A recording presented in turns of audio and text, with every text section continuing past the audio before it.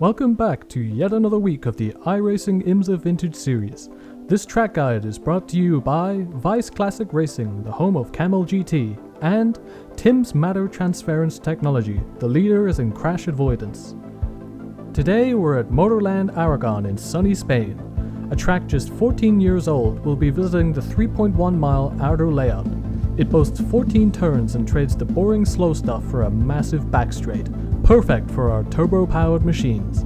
Let's hop on board and see a lap. Here we are, flying down the pit straight at Aragon. The track temperature is a moderate 34 degrees Celsius.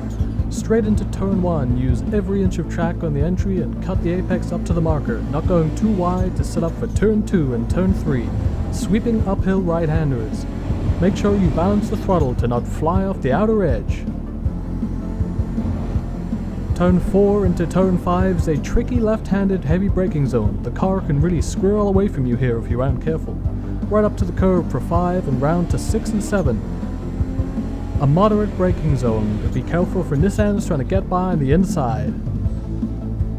Pushing out wide for the exit, we have a tiny straight here leading into the downhill corkscrew. Turn 9 is especially difficult, using as much track as possible and slowing down to get the front end pointed back on track. Turn 10 and then 11 are flat in most cars, but a real struggle for the Audi, having to lift massively just to stay straight. And oops! There's the trouble with this section. Nissans will struggle to know the correct line as the Audis use everywhere. Finally, heading on to the massive back straight here, we'll be hitting speeds of up to 173 miles per hour. Have a listen.